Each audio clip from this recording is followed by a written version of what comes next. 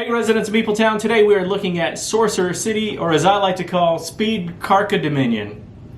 Right? You like that? That's... yeah, apparently. How long did it take you to come up with that? Were you thinking about that the whole way over here? Literally just thought of it as I was speaking. You don't believe it? Alright, let's get to the table and check out Sorcerer City.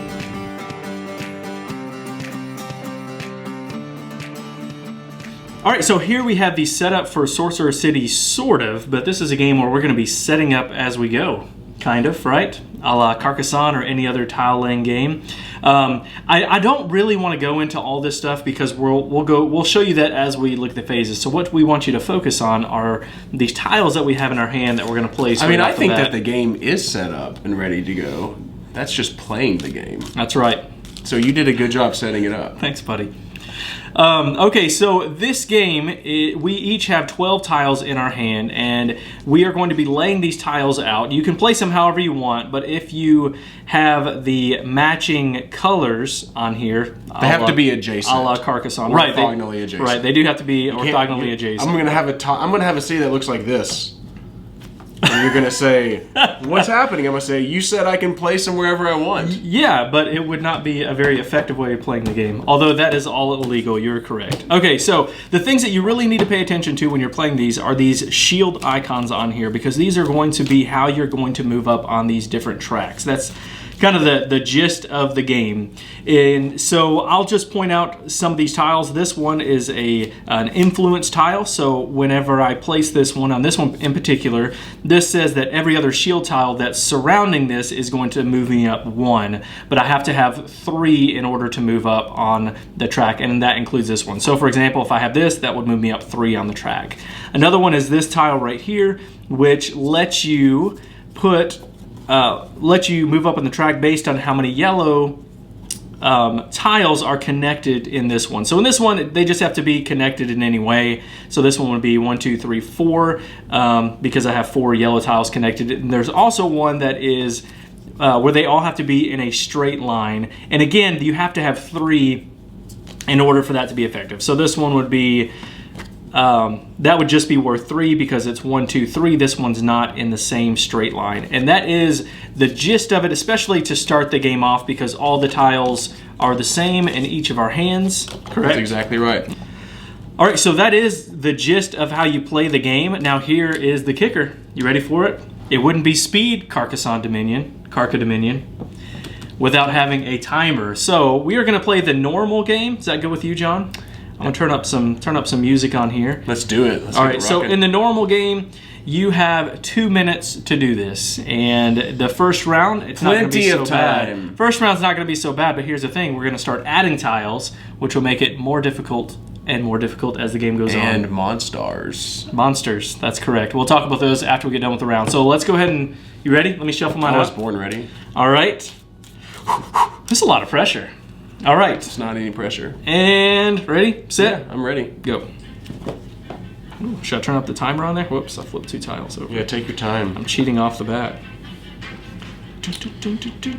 We are not allowed to rotate tiles in any way, shape, or form after we've placed them out there. Mm-hmm. Oh boy, this is already tricky for me. I'm not so happy either, Dean. All right, I think this is okay. This is not okay. Oh dear. Oops. This is horrible. I didn't mention that the colors don't have to match up, but they'll be to your benefit if you are able to match those up. All right, let's do this. Ah, shoot. This is not a great first round for me. Oh my gosh. Minute and 17 seconds. Plenty of time. Uh-oh. Yeah, this is just not good. I might be running off the camera too. So sorry about that. I'll try to slide it up when I get done. All right, so let's see here.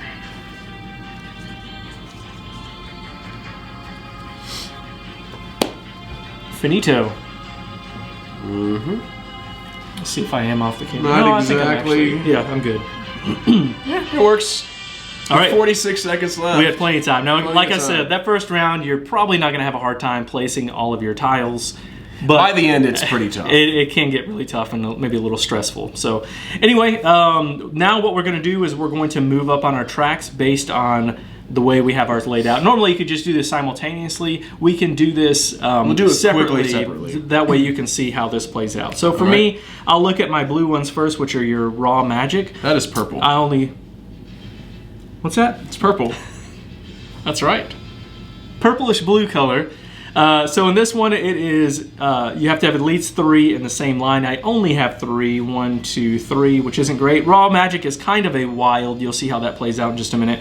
Now I'm going to move up my influence tile. First, this one is 1, 2, 3, 4. Move that up 4, and then whoa there, little fumbly fingers here. And then this one is going to give me 1 per surrounding tile, which is an additional 3. 1, 2, 3. So you count the shield that you have there. Correct. And then, that's right, yeah. And then the third one is money, which was, I'm going to get a lot of money. So this one is in the same line, 1, 2, 3, 4. And then this one is 1, 2, 3, 4, 5, 6, giving me 11 because they don't have to be in the same line. Crank it up to 11. Crank it up to 11. And then prestige, I'm going to get 1, 2, 3, 4, 5, which you is... did better than I did this quite round, a bit for sure. Yeah. All right, so purple, I'm going to get 1, 2, 3 for my raw magic. Oops, I almost just gave myself 4. For influence, 1, 2, 3 on this one, and 1, 2, 3 on that one, so only 6. On money, 1, 2, 3 on that one only, and then 1, 2, 3, 4 on that. So that would be 7. And then on this guy over by his lonesome, 0 points. None points. Ooh. Prestige are victory points, so game over. This was the last tile that came out, and so I had to choose whether I wanted to put it over or to not have any purple. So yeah, you did the right choice. I think I did. I don't Prestige points at the very beginning aren't great. I mean, 5 might seem like a lot more than 0, and it is, but in the grand scheme of things, that will balance out. I feel pretty confident. So next what we do is we are going to decide how we want to spend our raw materials. So we each have raw magic. So we each have a card with green, red, and yellow on it. We're going to pick these. I don't know why I'm shuffling them up. It's not random. We're going to pick these and we're going to flip them over. Now in a 2-player game, it works out a little bit different because we're not just playing against each other when it comes to influence. We're also playing, I'm sorry, well, I'm kind of jumping ahead on that one a little bit. So I'll come back to that in just a second. So we're going to determine how we were going to spend our raw magic. It does matter for what we're deciding here, though. It does. That's true. So we're trying to beat the player in the computer AI player, whatever, in year 1 in their influence, and they can either score 4, 7, or 10. We shuffled up 3 cards and picked 1, and so we're trying to make sure that we beat that one at least. Flip. All right, flip it. We're both going to pick influence, which is a very common move, especially that first round. So we move these down 1, 2, 3. Move up here 1, 2, 3. And I knew Dean would probably do that and beat me, but I was also only on 6 influence, so there was only a 33% chance that I would actually get the 2nd place. So I knew if I would do that, at least I would get 2nd place, and you'll see why right now. So that's right. Dean is first place in influence. So right. Well, we do have to. Tell him your we would flip this over to show. So they scored 4, but we both beat them. Now, if there was a chance that I got last there still. That's right. So if we didn't, then John wouldn't have gotten the 2nd I would place. have been so angry right then. So for me, I get the first place, which is prestige and cards. So I'm going to get 6 prestige, which are the victory points. I'm just going to take these, put them over here, and these I'll put them up there. There we go.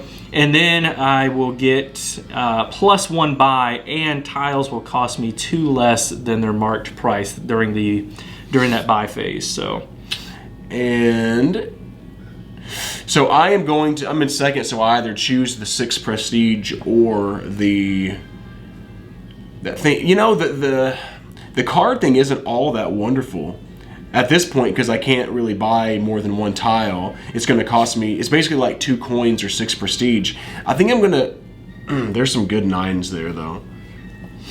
That's the problem. You're saying usually you wouldn't be able to buy 3 tiles. That's exactly right. So usually I'm more focused on getting these and getting more money to do this early in the game. But I also don't like how Dean already has 5 and he's got 6 there. And if I don't take that, he jumps 11 points really early in the game. I can still make that up, I think. Not easily if I build my deck right.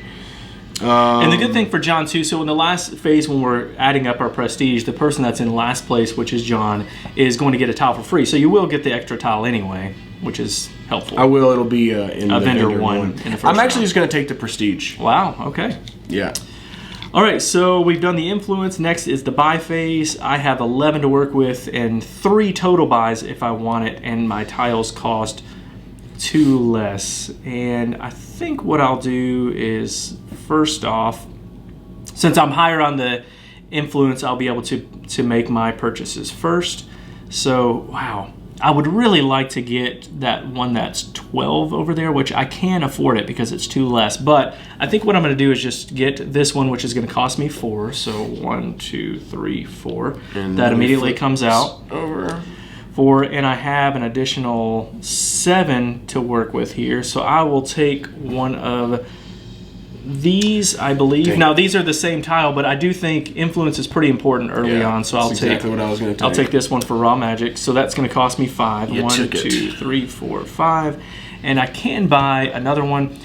1, 2 for 4, which that influence right there would be really nice too.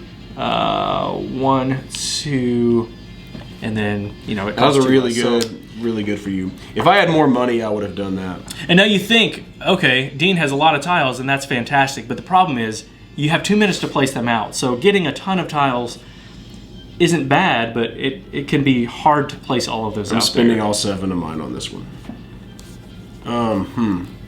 Or I could take a rainbow. Rainbows can be quite nice, but I got to get some more power going. So Yeah, so the rainbow ones are a wild color, and they're wide open too, which is really helpful. now because I got the least amount of prestige this round, I pick a tile from the vendor row here, And I get my 5, so I'm just going to swap that 5 out for a 10. and I am going to. I wouldn't mind getting some more coins, but I think I want this nice one that gives a good chance for a lot of influence. So there we go. All right, now we're going to be cleaning up, shuffling our tiles, but before we do that, we're each going to get a monster tile that's going to go into our stack. This one is going to come out. And so these... Did you get your prestige for your... I did, yep. Okay. I took my prestige. All right, so these are randomly drawn at the beginning of the game. You've got 2 of the level 2 monsters and 2 of the tier 2 monsters. Did I say that right? 2 of the tier Yes. 1, 2 of the tier 2. Well, I may have You said said that the tier wrong. 2 part right. I probably said it twice. So those are going to negatively impact your game. Let me move my card over here. So we randomly drew the Dark Mage, which says before scoring your district, cover each goal neighboring the Dark Mage with a cancellation token, which we'll just mark those off. These covered goals are treated as if they are no longer present and they can't be scored. So what that means is with those shield tokens, we want to make sure we keep the Dark Mage away from those shield tokens because they're going to be... And neighboring means orthogonally or diagonally adjacent. Yeah, so... And I just noticed, what are you trying to do? Take a little lead on the influence for next these round? will reset. They're supposed to go down as you're moving up the track, but I was trying to get away with one there. All right, so Okay. now we've done year 1, we're into year 2, and we're going to do the whole thing all over again, right? Yeah, let's do You one ready more for this? round. What we don't want is to draw the Dark Mage as the very first tile. That's what you're going to do right now. Oh my goodness, look at that. Oh, Christ. Amazing. Actually, that's not terrible It's because I not drew that bad. a non-shield there. So, okay.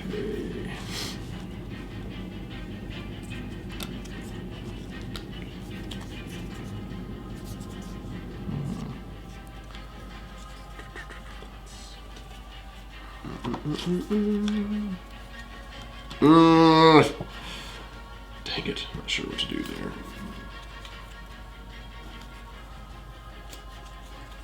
Man, I don't like the way my tiles are coming out here.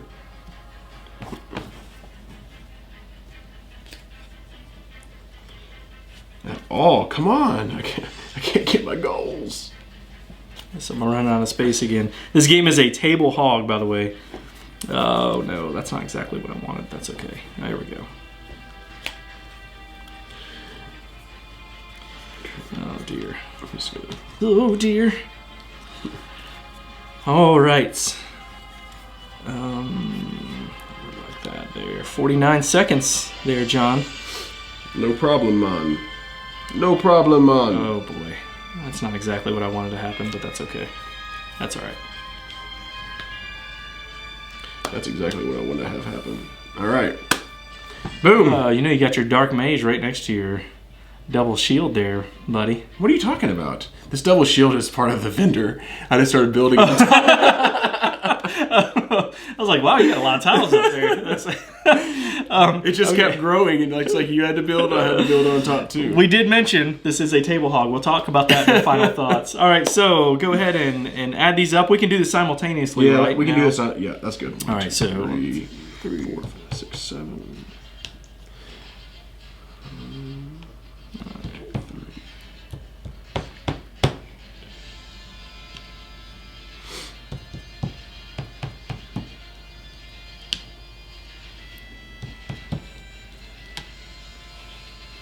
Wow, you're much faster than me. Oh my Maybe it's because gosh. I'm getting a lot more. Maybe. Is that hurtful? I'm sorry. That hurt my feelings, Dean. 2, 3, 4, 5, 6, 7. You got way more tiles than me last round. 7, 8, 9, 10, 11. I may have done that wrong. I think I did that right. All right, and then the prestige. I think you're cheating. 1, 2, 3, 4. Oops. I think I got that right. You beat me on literally everything again. Make sure my raw magic. I think I might have gotten more. 1, 2, 3, 4, 5, I don't think 6, you did. 7, 8, 9. Nope, I did that right. Okay. All right.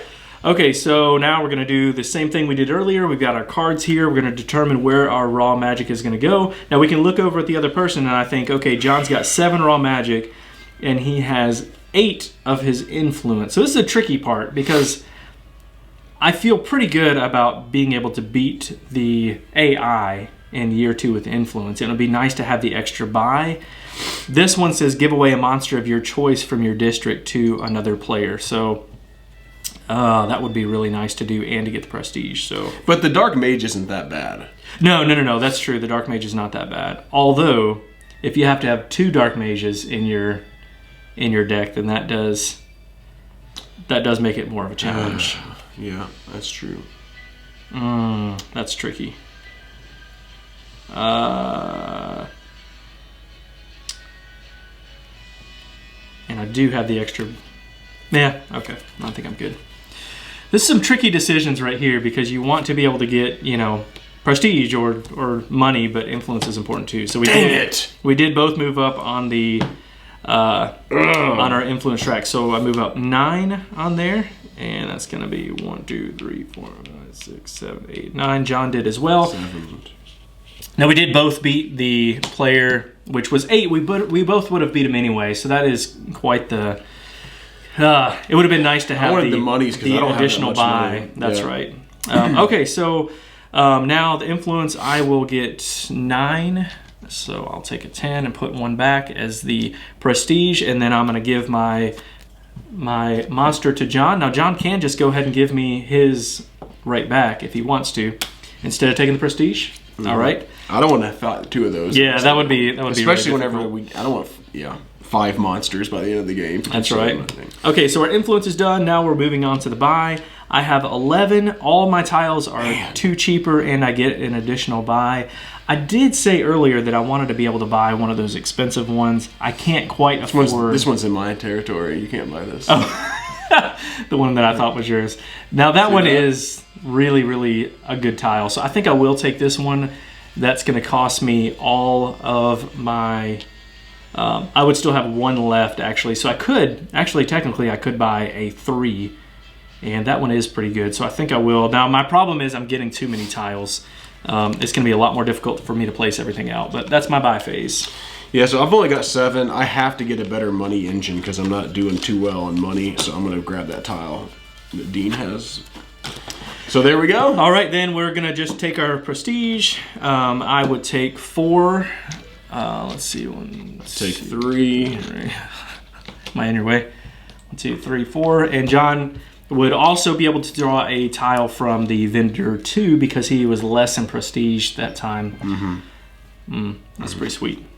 I take some more influence because I'm tired of him beating me on influence. All right, and we're not going to play the next round, but I would show you that we would draw the goblin, which affects the building phase.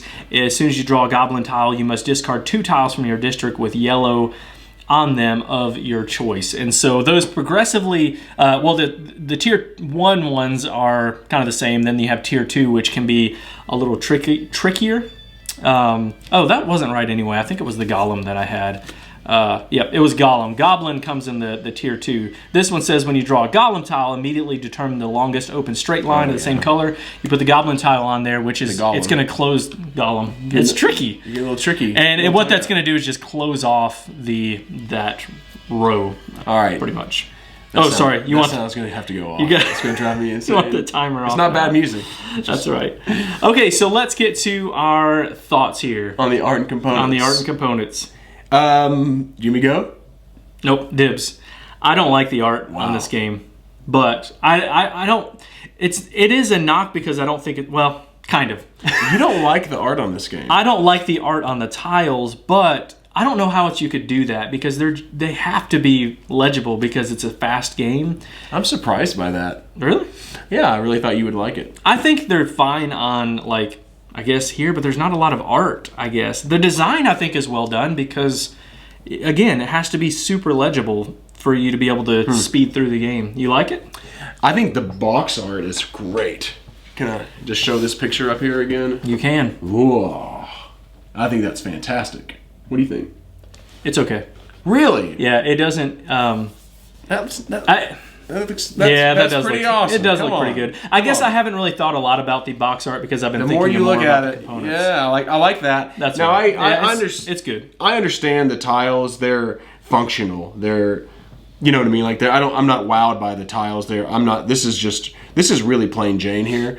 Maybe they wanted to go for that though so it wouldn't be so much going on. Yeah. I like the influence. I like that. I like that a whole lot. Actually, these could have more. These are okay as well.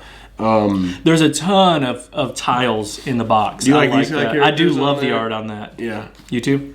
That's okay. It's okay. But we just have different taste in art, I think, which is totally fine. But I love like the thickness of the tiles is kind of Carcassonne-esque, but there's a ton of cardboard in this box. I don't know if I've ever punched out as many of these tiles in any game ever. Maybe. It's a lot.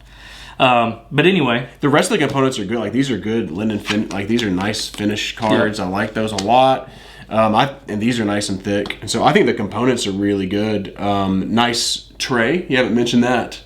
I did not mention the insert. Trays. Yeah, I do. I think the insert is done really well. Now, I will say that when you have the tiles put in the box, they go around the edge of the box, and you have to put a plastic tray on the outside of that. It's difficult to get that plastic tray because it knocks those other tiles out of the way, but it's not a big deal. I didn't mention these either. The victory points in the cardboard version, which is what we're playing with, this is the regular retail. I like that they have different designs. It's easy to distinguish between what you're trying to pick out of that bowl. So Anyway, that's the art and components. Gameplay. All right. Me first again? I mean, you jumped at it last time, so I thought you would want to again. I really like the gameplay of this one. I think it's fun. You know, I mentioned kind of in jest that it was Carcassonne/Dominion-esque. That is very much what it is. It is, you're placing tiles in the same way that you would place them in Carcassonne. You do have a little more freedom in how you place that because the colors don't have to match up, which is great because if you're playing a speed game like this, that would get very frustrating. But I like games where you are moving up on a track, and that's exactly what this is. I like that you are choosing new tiles to go into your stack. Now, here's the thing. I don't often love speed games, but I like this. I think it's a challenge, especially as you get farther and farther in the game. By the way, I was adding a ton of tiles to my stack. There's no way in the 5th round, if I was on this pace, that I would be able to get through that entire stack. And so you have to think about what tiles you want to get. You know, should I get a bunch of tiles, or should I get be really strategic in the tiles that I get, so that by the end of the game I can map that out a little bit better. I've wondered to myself, would this game be better if there were some ways to get rid of tiles a little bit more easily as the game progresses, you know, I just wondered if that would have been a nice thing where there was a tile that you got fairly regularly that would able to allow you to discard a tile from your, city or something like that. I think I would like that actually, because what you're saying there is it just ends up having a ton at the end, and I'm trying to think of ways. There are some ways to get monsters out, but I don't know. Are there ways? I haven't run across it yet, and I've played this several times. Now, with the monsters, you for sure can. Now, you can with the monsters for sure. So, the discard 2 tiles for free while buying. So, that's discarding 2 of these tiles, I believe, not tiles from from your board. But actually, the monsters can help out with that. They can knock out some of the tiles. They can kind of thin that out a little bit. So I mean, it's possible, but I just was trying to think if there's a way that there was, there's a lot of deck building game stuff where you can easily get rid of cards or fairly easily. I think that might have been kind of nice. Well, part of it in this one though, I think, is you have to be smart about the tiles that you buy. You do. I mean, that's the balance. I mean, what you lose whenever you're doing that. So. Yeah, and I think you probably, to play this well, you want to try to balance out moving up on all these tracks as best you can. Now, I think raw magic is really important because it can be any of the other ones, but it would be better if you could naturally have a bunch of red tiles to move up on the influence track, so you wouldn't have to always use your raw magic for that. You could use it for money or for prestige towards the end of the game, but... interesting decisions, I think. I was going to say that is one of my positives to the game was I like the raw magic and how you have to make those decisions about you can only go to one of these spots. And like you saw us agonizing a bit over it, because we're looking at Dean and seeing how much influence he has. Man, I really like some more spin power early in the game so that I can get more tiles. But Dean's like, I can't let John beat me. I mean, that's the reality, and so he ends up having to spend his raw magic for that, which I think that's really brilliant. I think that's a really fun decision that you're making at that point in time with the cards and the way you're flipping them over at the same time. I think that's really cool. And really, besides influence and then, picking some tiles, there's not a lot of player interaction in this game. So, like... You know what I mean? Like we talk about like Carcassonne, it's super high player interaction. We're all playing on each other's stuff. Yeah. This, you're kind of doing your own thing. And honestly, I'm not looking at Dean caring about his... I just look at how many points he got on his track. Right. We're not kind of looking at, and wow, look at that city I built. And I'm looking at this and look at the districts, what am I doing here? We're not doing that much in this game. It's just mostly... who has the most influence, because that affects this. Right. And it affects the buy, and then he can take some tiles maybe that I wanted. So there is player interaction for sure, but if you're looking for super high tile laying player interaction, I don't think that it's in this game necessarily. Yeah, a lot of it comes from the influence rewards. Like we could pass each other the monster. Right, which is what I just did. And there are other ones like that. These are always done randomly. The 5th year one is always the same, but the other ones are randomly drawn. So I'm with you. But I kind of think because it's a speed game, you don't want to have interaction during the game. All you want to do is get your tiles out there and get as many points on the tracks that you can. And you may like that it's not as heavy player interaction. That wasn't a negative at all. It's just your style. Yeah, no, a negative, and I mentioned this and we saw it play out here. This game is a table hog. Now, we were playing 2 players. By the way, side note, I like the 2-player cards in here, and even solo. Great. The solo, you're drawing 2 instead of 1. I think that's fantastic. It's a really simple thing to do, but it makes you want to make sure that you move up on the influence track. So I like that. But the game is a table hog. You saw it here. We played a 2-player game. This game plays up to 6. 6 players in this game. I can't even imagine. I've not played 6 players. Table. But because you have all of this stuff out here, it's almost like if you played 6 players, you would need to have these on a separate table and then everyone placing their city, because we played 12 the first round. I think maybe like 15, 17 the second round, something like that. Your city gets bigger and bigger. By the 5th round, you're going to take up a lot of space on the table. So that is a negative. If you have a smaller table, I don't think you could play more than 2 players, and even that's kind of a stretch. I was playing with my wife last night, and we were building onto the tiles and this stuff as well. And we have a decent-sized table. It's just the way it lays out. It definitely takes up a lot of space. But if you have a huge table, who cares? No problem. That's right. Yep. That's right. All right, want to get into our final thoughts? Yeah, sure. Was there anything else you were going to say? I didn't want to... Well, gameplay, in general, I'll say that I don't love real-time, really fast-paced games either. I'll just use this and go into my final thoughts with that, all right? So they're not generally my favorite type of game. Now, I do like the deck-building aspect or the tile-building aspect of this. I think that was really smart to figure out a way to have a tile-laying game where you're building your own deck. Mm-hmm. I think that's really, really cool, really, really clever. But... me furiously trying to go as fast as I can to lay these tiles down, it's not my style. I don't mind it. I don't mind it. It's just not my favorite style of game. What do you think? How do you feel about that? Yeah, I'm kind of with you, but I'm with you in a sense, but I definitely like this this style better in this game because I get why they do that. Yeah, me for sure. Me as well. Me for sure. Me for sure. I also like this, the whole influence. I think that they've well balanced these. Like, everything is important. Yeah. And I think that's really, really good. Scott did a great job of there's nothing that you can say, I don't want that. Yeah. Or I don't want to, I'm going to ignore it. At the end of the game, you don't care about gold at the last round because you can't buy any tiles. That's right. Besides that, though, you can't neglect influence, or your potential. Even in a 2-player game, you can't, because you might get 5 coins and one buy, which isn't really that great. Yeah. It's not nothing, but it's not great. So you can't neglect that. You really can't neglect raw magic because it can really boost one of these. Yep. And then, of course, if you're constantly neglecting your prestige, that's points. That's the whole point of the game. You can't do that. And then you have to have buy power over the course of the game, especially early in the game, which is what I didn't do a very good job of building the first 2 rounds there. So I think that works extremely well. I feel like the game flows really well as well. I think it's a really well designed game. But I will say, I say that all the time. I gotta stop saying I will say. I just say the words.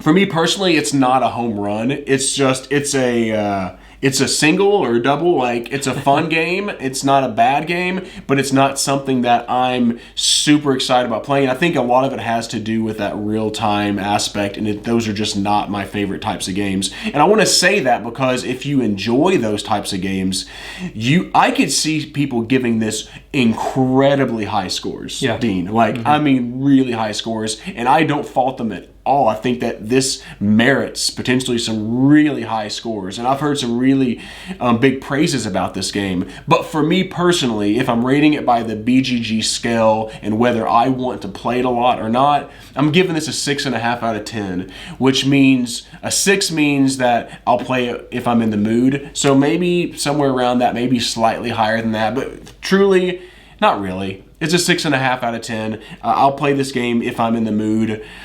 But it's not going to be a go-to one for me, mostly, I believe, because it's just not my style, my favorite style of the game. When I'm playing games, I like to relax a little bit and make thinky decisions not based on a time crunch. Yeah.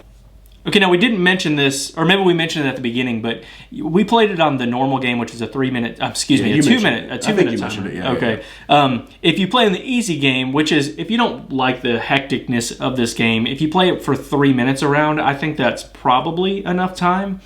Or maybe, you could even set your own timer. You don't have to use this one to slow that down to however you want. Now, I like it. I like the 2-minute timer, but if I played with somebody, playing with a 3-minute might be better.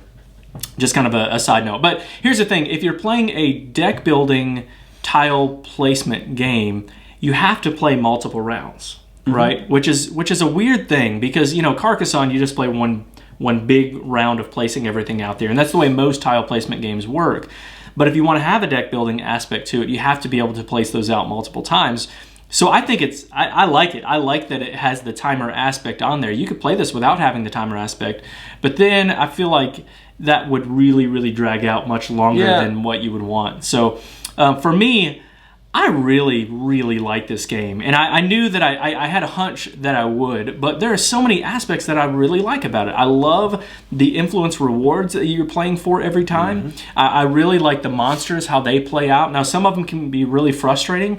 I would recommend doing them random because I don't mind them that much and everyone has to add them in there. But if you don't like the really nasty monsters, put the ones in there that you want. Dark Knight or Dark Mage is one that I don't think is a really difficult one to add in. The Golem is kind of the same way. So you can kind of pick and choose what you want in there. I mean, the monsters are annoying. Yes, right. But I'm really glad they're in the game. Because, I mean, you just kind of do your own thing the whole time if they weren't there. So it was really smart to put those in. You needed something that really kind of breaks that up and impacts it. And by the end of the game, you've got 4 monsters in there that you really have to think about. And that's also because you're building your own city. So it's not Carcassonne where someone can kind of hose you or mess you up. Right. Those can, though, which gives some conflict in the game, which is good. That's absolutely right. Now, they can be tricky because the information is not on the tile, so you have to have memorized what all of those things do. And we had to stop the timer 2 or 3 times in the game. My wife had never played this before we played last night. We had to stop the timer 2 or 3 times, and she said, hey, I'm sorry, I just don't remember what that does. Yeah. And I think we had it happen in my first game with you as well. I'm not sure. Maybe not. Yeah, I don't remember. I don't mean 2 or 3 times, but I think maybe one time I had to. I don't remember having to do that, but it could happen. And the thing is, you could just do that, and it's not that big of a deal. But the more you play this game, and the more you get familiar with the monsters, that's not a problem at all. You just have to make sure you read over that a couple times. But all of those things, there's a lot of tiles in here to choose from as the vendors come out. I really like it. I'm giving this one an 8. I think this is a really good game. It's one that I will pull out quite a bit. I think now I've not played with this one with my wife yet, but I'm pretty sure she's going to like this one a lot. She likes speed games. She likes tile placing games. She likes deck builders. So I feel like this is going to be right up her alley. And that's cool. I can't say much more about it. I just think that all these different aspects. Now, if you listen to our podcast or watch any of our videos, you might know that I enjoy games that you move up on tracks. Tapestry was my favorite game of 2019. Endeavor is one that I quite like. Hadara is one that I've been itching to get to the table. Like these moving up track games are my jam right now. So that probably plays a big part in why I like this one so much as well. But anyway, I like all the pieces of it. 8 from me. 6.5 from John. Tell people how they can get in touch with us. If you're enjoying our channel, we would love for you to subscribe and hit that bell for notifications for when we come out with new videos. You mentioned our podcast. We are on Spotify, Google Play, Stitcher, iTunes, all that good stuff. We're just Meepletown Games. We are at Meepletown Games on Instagram, Twitter, and Facebook. And finally, we are Board Game Geek Guild 3407. Thanks for coming down to Meepletown. Thanks for joining us, and be sure to follow us on Twitter at Meepletown Games, and connect with us on the Meepletown Guild, Guild number 3407, at BoardGameGeek.com, and also subscribe to our podcast and YouTube channel. And until next time, thanks for coming down to Meepletown.